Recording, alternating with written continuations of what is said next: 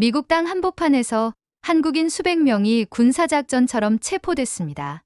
그 중엔 저도 있었습니다.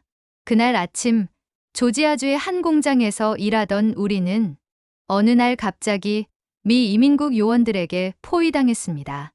수십 명의 무장 요원들이 들이닥쳐 움직이지 마, 손 들어 고함을 지르며 우리를 포박했고 단 몇 분 만에 300명이 넘는 한국인들이 수갑에 묶인 채 끌려나갔습니다. 현장엔 비명과 울음이 뒤섞였고 누군가는 넘어져 머리를 다쳤고 누군가는 통역도 없이 끌려가 무슨 일이 벌어졌는지도 모른 채 구금되었습니다.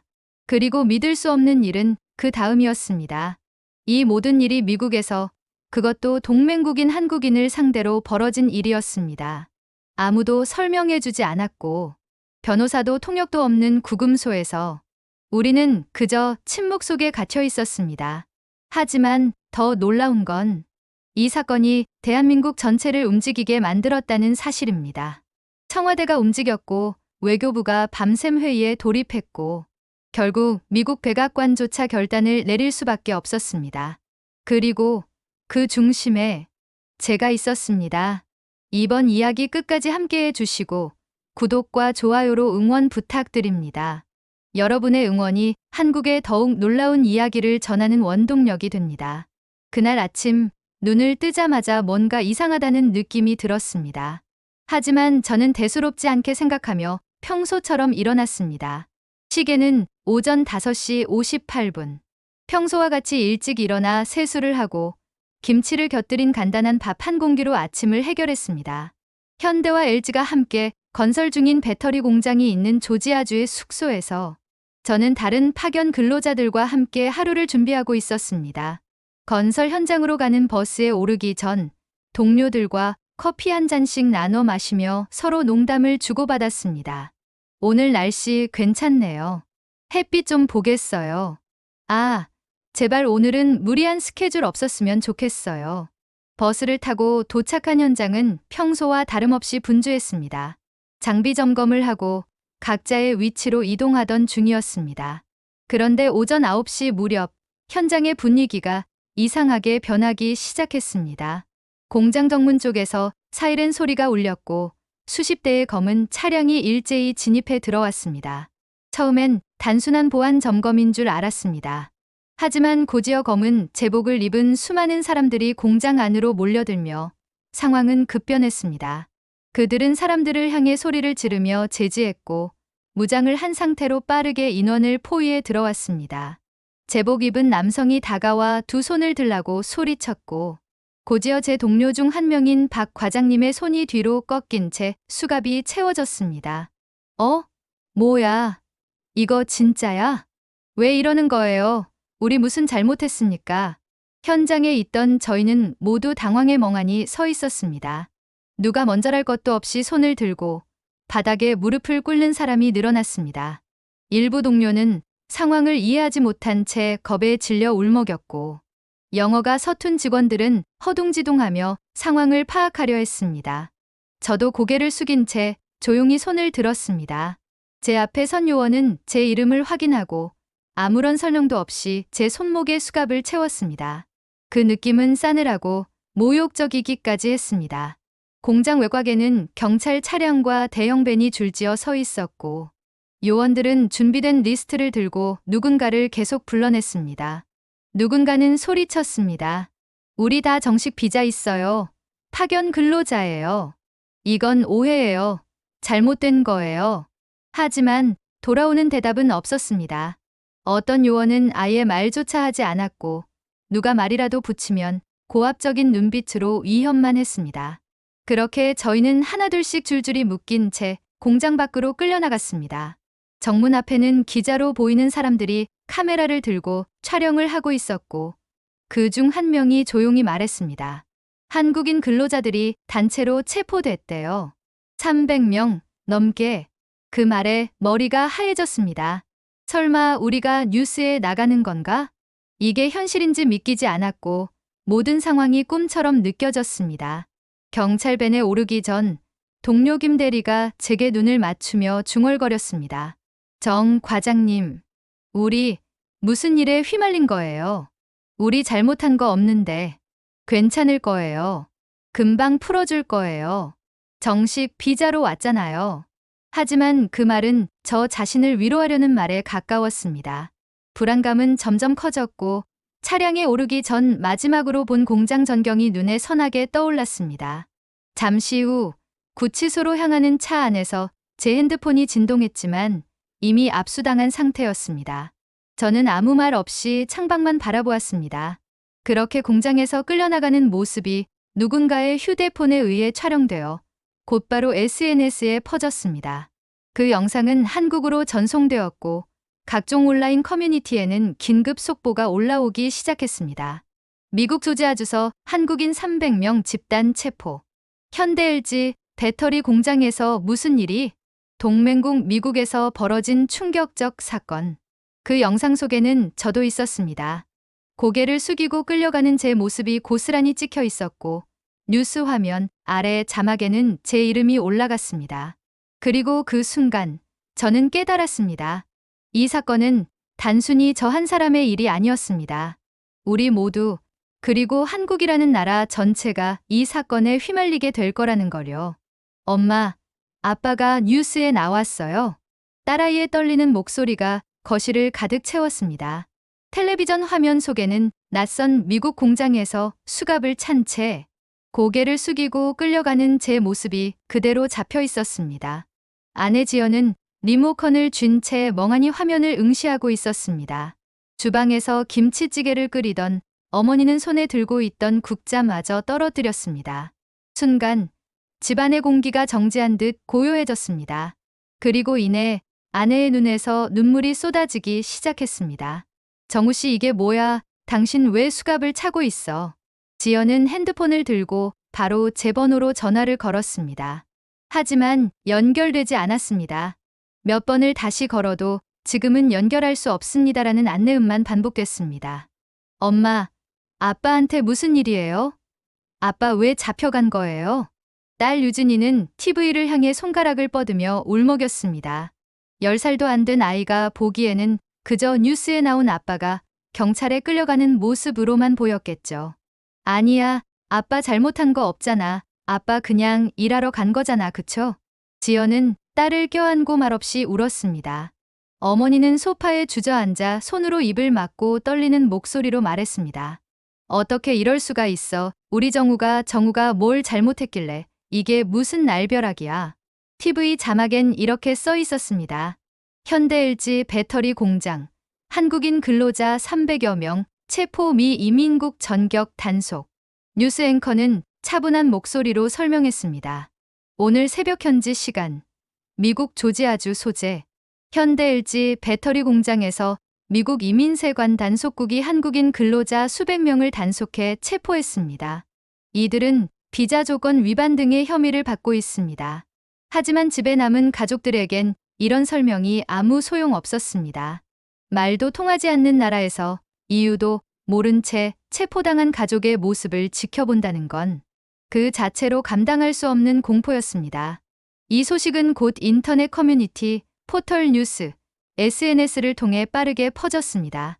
내 남편도 그 공장에 있어요. 지금 연락 안 돼요. 아버지가 미국 간지 반년 됐는데 오늘 처음으로 전화가 안 와요. 몇몇 가족들은 직접 방송국에 제보 전화를 걸었고 기자들은 급히 관련 내용을 확인하느라 바빠졌습니다. 어느새 대한민국 전역의 이목이 조지아 사태에 집중되기 시작했습니다. 광주의 한 가정집에선 체포된 이준호 씨의 아내가 마당에 나와 전화를 걸고 있었습니다. 미국 영사관은 통화도 안 돼요. 지금 한국 대사관 직원이라는 사람하고 연락이 됐는데 정확히 구금 장소도 모르고 면회도 어렵다고만 해요. 남편이 무슨 잘못을 했길래 수갑을 차고 끌려가요? 이게 무슨 법이에요? 기자는 눈물을 닦으며 말했다. 지금 그 말을 그대로 전하겠습니다. 끝까지 도와드릴게요. 서울에서는 청와대 국민청원 게시판이 마비됐습니다. 오전부터 올라오기 시작한 청원은 불과 6시간 만에 10만 명을 넘겼고 한국인 근로자 단체 체포 사건에 대한 정부 대응을 촉구합니다라는 제목이 포털 실시간 검색어 1위에 올랐습니다. 뉴스는 가족들의 눈물로 가득 찼습니다. 경북 구미의 한 초등학생이 인터뷰에 나섰습니다. 아빠랑 영상통화로 매일 얼굴 봤어요. 근데 어제는 아무 연락도 없었어요. 아빠 보고 싶어요. 전국 각지에서 올라온 사진 속에는 체포된 근로자들의 가족들이 아이를 안고 부모님을 모시고 남편의 사진을 들고 눈물 흘리는 모습이 가득했습니다. 광화문에서는 자발적으로 모인 가족들과 시민들이 침묵 시위를 벌였습니다. 한 아주머니는 손에 손글씨로 쓴 피켓을 들고 있었습니다. 내 남편은 범죄자가 아닙니다. 한국인은 죄가 없습니다. 서울역 광장에선 울먹이는 노부부가 기자회견장에서 외쳤습니다. 우리 아들이 잘못한 게 뭐예요? 나라가 지켜줘야 하는 거 아닙니까? 우리 아들이 이럴 대접을 받아야 합니까? 이날 저녁 TV 뉴스 앵커는 울먹이는 목소리로 마무리 멘트를 전했습니다. 오늘 우리는 해외에서 고생하는 수많은 한국인의 얼굴을 보았습니다. 이들의 눈물과 절규가 단지 화면 속 이야기가 아니길 바랍니다. 그날 밤 아내 지연은 아이가 잠든 뒤에도 홀로 앉아 있었습니다. 방문을 닫고 조용히 제 사진을 꺼내놓고 중얼거렸습니다. 정우야, 제발 무사하길 바래. 그저 무사히 돌아와줘. 사건 발생 사흘째 미국 현지 뉴스 프로그램에서는 계속해서 조지아주 대규모 단속 사건을 주요 이슈로 다루고 있었습니다.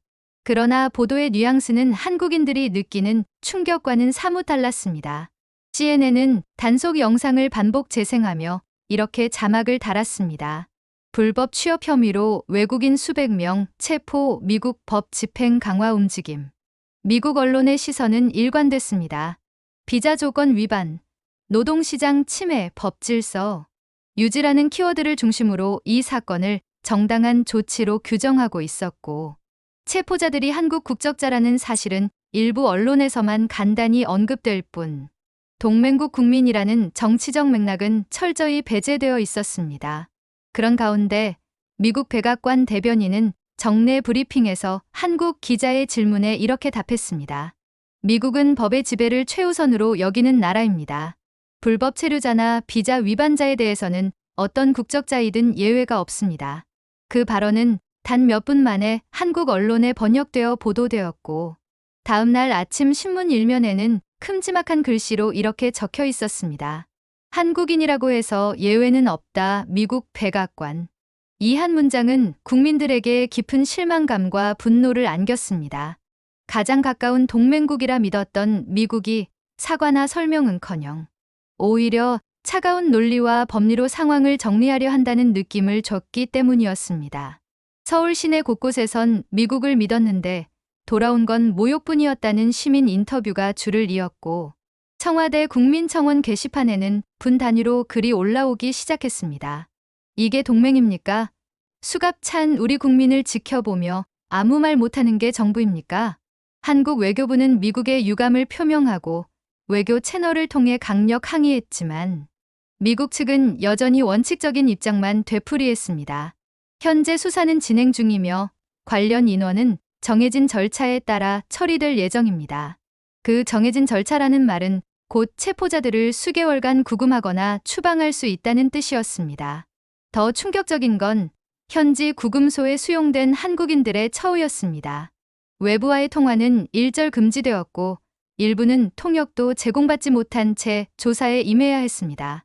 식사는 빵과 주스가 전부였고 제대로 된 의료 지원도 이루어지지 않고 있었습니다. 같은 방에 수감된 이 대리는 담당 요원에게 물었습니다. 언제 나갈 수 있습니까? 제가 뭘 잘못한 건지 설명해 주세요.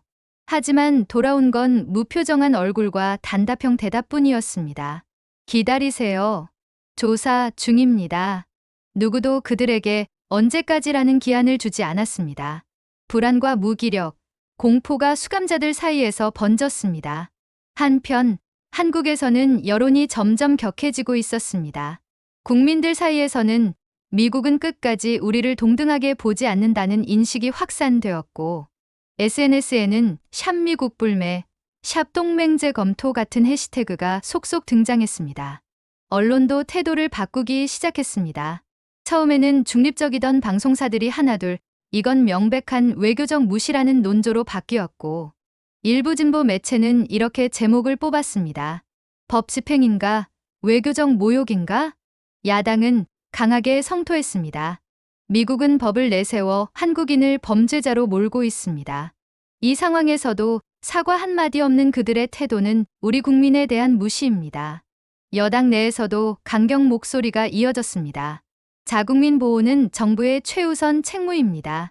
우리는 동맹이 아니라 일방적 관계에 놓여 있는 것은 아닌지 되짚어야 합니다. 정치권은 물론 시민단체들도 움직였습니다. 서울 광화문 광장과 국회의사당 앞에는 자발적 시위가 벌어졌고, 자국민을 보호하라는 구호가 메아리처럼 울려 퍼졌습니다. 한 교회에선 집단기도회가 열렸습니다. 단상의 선 목사는 눈물을 흘리며 말했습니다. 미국 땅에서 고생하던 이들이 아무런 죄도 없이 갇혀 있습니다. 그 가족들은 매일 밤 불 꺼진 방에서 살아만 있어 달라고 기도하고 있습니다. 그리고 미국 내에서도 분위기가 조금씩 바뀌기 시작했습니다. 처음에는 단순한 불법 취업 단속으로 받아들였던 현지 교민들과 인권단체들도 한국인 수감자들의 열악한 상황이 보도되자 성명서를 내기 시작했습니다. LA 한인회, 뉴욕 교민단체, 워싱턴 DC 한인변호사협회는 공동 성명을 내고 이렇게 밝혔습니다. 우리는 미국 시민이기 전에 정의를 추구하는 사람들입니다. 법은 지키라고 있는 것이지만 인권을 짓밟는 도구가 되어선 안 됩니다. 그러나 백악관은 여전히 침묵했습니다. 그날 저녁 미국 국무부 대변인은 서면으로 간단히 입장을 전했습니다. 미국은 법치를 중시합니다. 해당 사안은 법적 절차에 따라 처리될 것입니다. 그 문장을 읽은 아내의 지연은 휴대폰을 내려놓고 깊은 숨을 쉬었습니다. 그녀는 더 이상 울지 않았습니다. 그 대신 사진첩에서 제 사진을 꺼내 바라보며 조용히 속삭였습니다. 정우야, 이젠 우리가 먼저 나설게. 반드시 너를 데려올 거야. 서울 외교부 청사 10층 상황실. 새벽 2시가 넘었지만 형광등은 꺼질 줄 몰랐습니다. 긴박하게 오가는 전화, 쉴 틈 없이 찍히는 프린터 소리, 그리고 묵묵히 모니터를 응시하는 실무자들의 눈빛 속엔 피로와 분노가 엉켜 있었습니다. 외교부 장관 이태영은 회의실 중앙에 서서 서류철을 힘껏 테이블 위에 내려쳤습니다. 도대체 이게 어떤 사태인지 아십니까?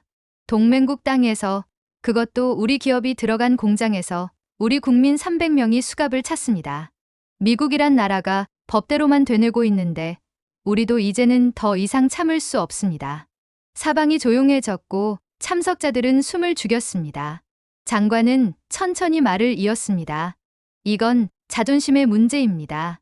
미국 측에 사과를 요구하고 구금자 석방을 위한 전방위 외교전을 개시하세요. 워싱턴 대사관, 곧바로 연락해서 백악관과 국무부 면담을 요청하십시오. 비공식 루트라도 좋습니다. 지금 당장입니다. 대변인실에서는 새벽 브리핑 준비에 돌입했고 대사관과 국정원 연락망도 동시에 가동되었습니다. 미국 워싱턴 DC 한국 대사관. 박민수 참사는 조용히 와이셔츠 단추를 잠그며 거울을 바라봤습니다. 눈 밑은 퀭했고 넥타이 매듭은 서툴렀습니다. 하지만 그는 서류 가방을 들고 현관을 나섰습니다. 차 안에서 그는 통역사에게 말했습니다. 오늘 최대한 인권과 신뢰라는 단어를 강조해 주세요. 우리가 약한 나라가 아니라는 걸 반드시 보여줘야 합니다.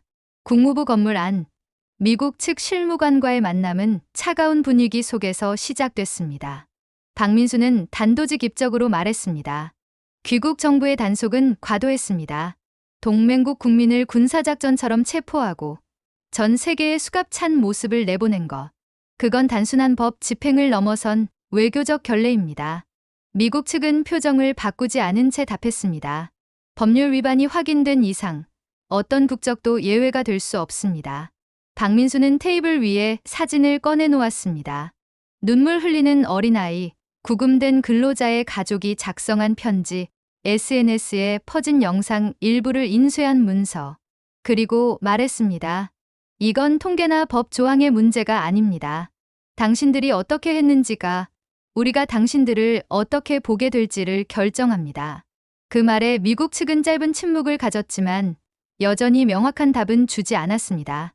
회담은 조용히 종료되었지만 그날 대사관 안에서 미국 언론 관계자들에게 전달된 자료에는 이렇게 적혀 있었습니다. 이 사건은 단순한 이민 문제가 아니라 한 국민의 존엄에 관한 일입니다. 서울 광화문 오후 1시 하늘엔 흐린 구름이 드리워졌고 비는 간헐적으로 내렸습니다. 하지만 청와대 앞 분수대 근처엔 10명이 넘는 가족들이 티켓을 들고 서 있었습니다. 한 아주머니는 마이크 앞에 섰습니다. 떨리는 손으로 종이를 펼쳐 읽기 시작했습니다. 제 남편은 작년 겨울 파견되어 미국으로 갔습니다.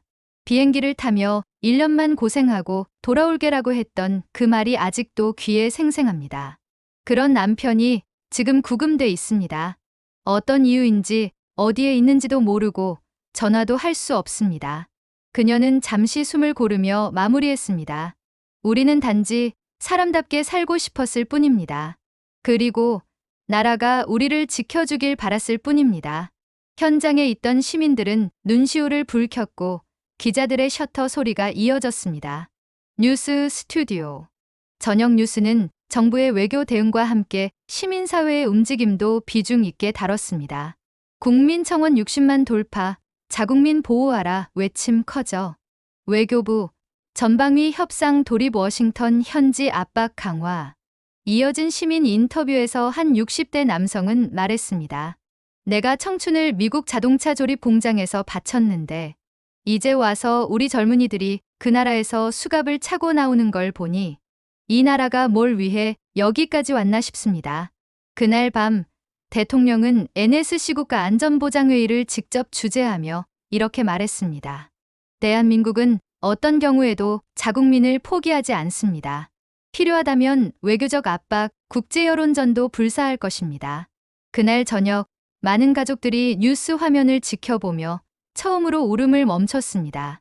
마음속 깊은 곳에서 작지만 선명한 감정이 피어올랐습니다. 드디어 나라가 우리 편이 되어준다. 서울에서 워싱턴까지 수십 번의 공문이 오갔지만 상황은 단 한 발짝도 나아가지 않았습니다. 한국 외교부와 대사관이 전방위로 대응하고 있음에도 불구하고 미국 정부의 입장은 단 하나였습니다. 법대로 처리 중이니 외교적 개입은 곤란하다. 단 한 문장으로 돌아온 답변은 외교부 회의실을 정적 속으로 빠뜨렸습니다. 실무자들은 고개를 떨구고 담당국장은 입술을 꾹 다물었습니다.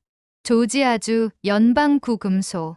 한국인 근로자들이 머무는 방 안은 이제 숨소리조차 작아지고 있었습니다. 체포된 지 10일째 이들이 느끼는 감정은 분노도 슬픔도 아닌 무력감이었습니다. 천장엔 창문 하나 없고 사방은 회색 콘크리트 벽. 불이 꺼지지 않는 형광등 아래서 사람들은 허리를 구부린 채 서로의 눈을 피하고 있었습니다. 정 과장은 벽에 기대어 조용히 앉아 있었습니다. 손에는 딸아이 사진이 들려 있었고 그의 무릎 위에는 모서리가 닳아버린 구금 확인서가 놓여 있었습니다. 언제 나갈 수 있는지, 조사 결과는 무엇인지 누구도 말해주지 않았습니다. 조사실에 불려 나갈 때마다 통역도 없었고 그저 서류를 내밀며 서명만을 요구했습니다. 그 종이들이 무슨 뜻인지, 어떤 의미를 가지는지 아무도 설명해주지 않았습니다. 정 과장님 혹시 들은 이야기 있어요? 언제쯤 풀린다는 소문이라도. 옆에 있던 이 대리는 목소리를 낮춰 물었지만 정 과장은 대답하지 않았습니다. 멍하니 벽을 바라보며 고개만 천천히 저었습니다. 감정은 이미 닳고 달아 말로 설명할 수도 없었습니다. 그의 눈앞에는 아내 지연의 얼굴이 어렴풋이 떠올랐습니다. 마지막 영상통화에서 몸 조심하고 밥 잘 챙겨 먹어요라고 웃으며 말했던 아내의 목소리. 그게 마지막이었습니다. 이후론 모든 연락이 끊겼습니다. 구금소 내 다른 방에서는 통증을 호소하던 근로자가 침대에 웅크린 채 식사도 거르고 있었습니다. 고혈압 약을 복용 중이던 그는 약이 바닥났지만 시설 내에서는 긴급약 수급도 이루어지지 않았습니다. 구급차는커녕 의사 한 명조차 찾아오지 않았고 누가 민원을 넣어도 돌아오는 건 기다려라는 말뿐이었습니다. 엄마, 장례식도 못 가게 하겠다는 거예요? 한 근로자는 울음을 삼키며 말했습니다.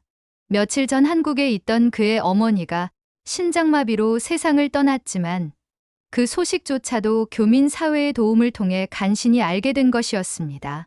전화를 걸 수도 조문하러 나갈 수도 없는 현실 앞에 그는 두 손을 바닥에 짚고 흐느끼고 있었습니다. 서울에서는 국민청원이 70만 명을 넘겼지만 사람들의 반응은 서서히 지쳐가고 있었습니다. 대응 중, 협의 진행 중이라는 말만 반복되는 외교부의 발표에 국민들은 피로감을 호소하기 시작했습니다. 광화문 청와대 앞 시위 인원도 줄어들고 있었고 가족들은 멍한 얼굴로 현수막을 바라보는 시간이 많아졌습니다. 지연은 여전히 매일 외교부 민원실을 찾고 있었습니다. 머리카락은 눈에 띄게 얇아졌고 얼굴은 햇볕에 그을린 채 거칠어져 있었습니다. 그녀는 책상 앞에 앉은 직원에게 조용히 물었습니다. 남편이 아직도 구금되어 있다고 들었는데요. 며칠째 아무 연락이 없어요. 현지 교민이 말하길 지금 식사도 제대로 못한다던데 맞나요? 직원은 한참을 망설이다 조심스럽게 입을 열었습니다. 정확한 확인이 어렵습니다. 미국 쪽에서 협조가 원활하지 않아서 저희도 답답합니다. 지연은 말없이 고개를 끄덕였습니다. 그 눈빛엔 분노도 원망도 없었습니다. 오히려 포기하지 않기 위한 최소한의 존엄 같은 감정만이 남아 있었습니다. 그녀는 청와대 앞 벤치에 앉아 편지 봉투를 꺼냈습니다. 매일 한 통씩 쓰는 남편에게 보내는 편지였습니다. 정우 씨, 벌써 10번째 편지를 써. 당신이 받을 수 없다는 걸 알아도 그래도 써야만 하루를 버틸 수 있어. 딸아이는 당신 꿈을 꿨대. 꿈속에서 당신이 웃고 있었다고 제발 그게 현실이 되길 바래. 사랑해. 절대 포기하지 않을게. 그날 저녁 뉴스를 통해 한 외교 소식통의 인터뷰가 공개됐습니다. 미국 측이 이 사안을 범죄로 분류하고 있어 협상의 여지가 매우 적습니다. 심지어 일부 인원에 대해서는 추방 명령이 준비 중이라는 얘기도 들립니다. 이 한마디가 국민을 충격에 빠뜨렸습니다. 체포된 사람 중에는 귀국을 앞둔 사람도, 자녀의 학비를 위해 월급을 모으던 아버지도, 심지어 한국의 기업인도 있었습니다. 그들이 범죄자로 낙인 찍힌 채 미국 땅에서 쫓겨나게 생겼다는 소식은 분노보다 더 깊은 좌절로 번져갔습니다. 그리고 구금소 안. 불 꺼진 방 안에서 정 과장은 사진을 가슴에 품고 중얼거렸습니다. 이 나라는 날 잊지 않을까? 아무도 우리를 모른 척하고 있진 않을까? 그 말은 아무에게도 들리지 않았습니다. 오직 그의 가슴 속에만 메아리처럼 남아 있었습니다. 서울 청와대 지하 전략회의실. 대통령은 밤 11시가 넘은 시각 긴급 안보 수석회의를 주재했습니다. 국정원장, 외교부 장관, 산업부 장관, 국방부 고위 관계자까지 총출동한 회의였습니다. 회의실 내부는 무거운 침묵이 흐르고 있었고 각자 앞에는 구금자 현황과 미국 측 답변 요약, 국민청원 추이, 국제여론 보고서가 놓여 있었습니다. 대통령은 조용히 입을 열었습니다. 우리 외교가 지금까지 충분히 예의를 갖춰 노력했다고 생각합니다. 하지만 지금 미국이 보이는 태도는 동맹국에 대한 신뢰가 아니라 일방적인 고압적 대응입니다. 우리가 이대로 끌려가선 안 됩니다. 외교부 장관이 조심스레 물었습니다. 대통령님, 구체적으로 어떤 조치를 염두에 두고 계십니까? 대통령은 서류 한 장을 꺼내 테이블 위에 펼쳤습니다. 그 문서 상단에는 이렇게 쓰여 있었습니다. 대미 경제협력 사업 전면 재검토 관련 보고서 대회비. 정적이 깨졌습니다. 산업부 장관은 눈이 커졌고 국정원장은 머리를 숙여 메모를 시작했습니다. 미국 측이 이 사안을 단순한 불법 체류로 규정하며 일방적으로 법만 내세우는 동안 우리는 인도주의와 외교 신뢰의 붕괴를 겪고 있습니다. 이에 따라 현대차, 삼성 SK 등 미국 내 대형 투자를 전면 재검토하겠습니다. 추후 협상에 응하지 않을 경우 실질적인 일정 조정에 들어갈 수 있습니다. 말 그대로 경제 카드를 꺼내든 것이었습니다. 산업부는 대통령 지시에 따라 관련 기업들과 비공식 접촉을 시작했고 국정원은 이를 바탕으로 미국 정계 및 싱크탱크, 언론 등을 대상으로 비공식 여론전 보고서를 배포했습니다. 같은 시각 LA 교민사회는 밤샘 긴급회의를 열고 공동성명을 발표했습니다. 우리는 동포의 생존권과 인권을 지키기 위해 모든 수단을 동원할 것입니다. 체포된 이들은 범죄자가 아니라 대한민국의 노동자입니다. 미국이 그들을 범죄자로 대우한다면 우리 모두는 미국의 법 앞에 언제든 희생양이 될 수 있습니다. 이 성명은 뉴욕타임스, 워싱턴 포스트, 로이터 통신, AFP 등에 실렸고 CNN은 아예 특집 보도로 사안을 조명하기 시작했습니다. 수백 명 한국인이 미국 내 구금, 동맹국 한국은 반발 국제사회 우려. 그 중심에는 한국 국민들의 단호한 움직임이 있었습니다. 광화문 광장, 오후 2시. 비가 그친 하늘 아래 기자회견장이 설치됐습니다. 그곳엔 구금된 근로자들의 가족 15명이 마이크 앞에 섰습니다. 각자의 손에는 남편, 아들, 아버지의 사진이 들려 있었고 한 어머니는 직접 쓴 손편지를 꺼내 조용히 낭독했습니다. 미국이 동맹이라 믿었습니다. 하지만 지금 제 남편은 차가운 콘크리트 바닥 위에서 잠을 청하고 있습니다. 그는 범죄자가 아닙니다. 한 가정의 가장이었고 아이의 아버지이며 성실한 노동자였습니다. 기자회견장에는 국내외 30여 개의 언론이 몰렸고 외신 기자들도 눈을 떼지 못한 채 촬영을 이어갔습니다. 이어진 가족 대표의 발언은 감정의 정점을 찍었습니다. 우리는 대한민국입니다. 이 나라는 국민이 힘들 때 등을 돌리는 나라가 아닙니다. 제발 우리를 잊지 말아주세요. 그리고 미국에 말해주세요. 우리는 당신들이 생각하는 그런 작은 국민이 아니라고. 박수도 함성도 없었습니다. 그저 정적 속에서 눈물을 흘리는 기자들과 시민들이 있었을 뿐이었습니다. 그날 밤 미국 백악관 내부 보고서에 이 사안은 외교 리스크 등급 상향으로 분류되었습니다. 그리고 미국 내 지식인 그룹과 인권단체들이 서서히 목소리를 내기 시작했습니다. 법 집행이라는 명분으로 동맹국 국민을 모욕하는 방식은 결코 정당화될 수 없습니다. 조지 워싱턴대 국제정치학 교수는 SNS에 이렇게 올렸습니다. 이번 사건은 단순한 체포가 아니라 동맹의 시험대이다. 그 트윗은 순식간에 수십만 리트윗을 기록했고 그 여파는 미국 내 정치권으로 번졌습니다. 며칠 전까지만 해도 차갑게만 느껴졌던 미국의 분위기 속에 작은 균열이 일어나고 있었습니다. 새벽 4시 32분. 서울의 모든 방송국 편집실이 동시에 움직이기 시작했습니다. 속보 자막이 일제히 켜졌고 텔레비전 화면 아래에는 이렇게 적혀 있었습니다. 속보 미국 백악관. 조지아주 구금 중인 한국인 근로자 전원 즉시 석방 결정. 그 순간 서울 도렴동 외교부 청사 회의실 안에서는 누군가가 소리를 지르듯 말했습니다. 됐습니다. 전원 석방입니다. 외교부 장관은 말없이 안경을 벗고 두 손으로 얼굴을 가렸습니다. 책상 위에는 수백 건 수정되었던 협상 문서와 한밤중에도 멈추지 않던 보고서들이 쌓여 있었습니다. 수개월간의 외교 협상과 국민적 분노, 그리고 눈물로 이어진 이 싸움의 결과가 드디어 전원 석방이라는 단 한 문장으로 돌아온 것이었습니다. 그 뉴스는 순식간에 전국을 뒤덮었습니다. 청와대 앞 천막에서 밤을 새우던 가족들은 자막을 본 순간 아무 말 없이 서로를 바라보았습니다. 지연은 핸드폰 화면을 바라보다가 다리가 풀린 듯 주저앉았습니다. 정우 씨 드디어. 그녀는 얼굴을 손으로 감싸고 조용히 흐느꼈습니다. 옆에 있던 다른 아내, 어머니, 자녀들도 함께 울었습니다. 박수가 터졌고 사람들은 서로를 껴안았습니다. 하지만 그 누구도 소리 높여 웃지 않았습니다. 그것은 기쁨이라기보다는 안도였습니다. 버텼고 끝까지 믿었고 결국 지켜냈다는 안도. 미국 시간 오전 11시 10분. 조지아주 연방 구금소 앞. 굳게 닫혀 있던 회색 철문이 서서히 열렸습니다. 그리고 하나둘 수감복을 벗고 평상복을 입은 한국인들이 조심스럽게 밖으로 나왔습니다. 그들은 처음엔 믿지 못한 듯 두리번거렸고 교민 사회가 준비한 태극기와 환영합니다. 피켓을 본 순간 모두의 눈에 눈물이 고였습니다. 정 과장은 말없이 그 자리에 섰습니다. 그리고 입을 다문 채 고개를 천천히 들었습니다. 그의 눈앞에는 손에 태극기를 든 교민들이 눈물을 흘리며 그들을 바라보고 있었습니다.